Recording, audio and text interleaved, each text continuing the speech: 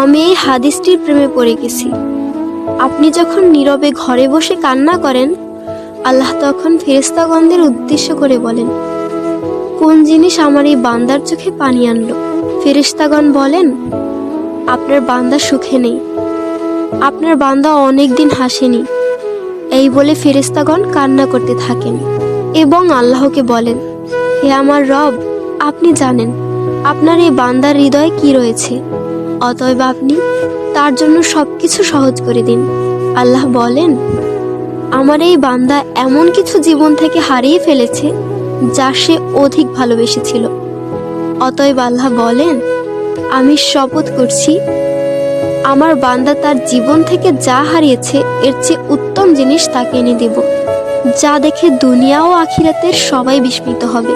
আলহামদুলিল্লাহ।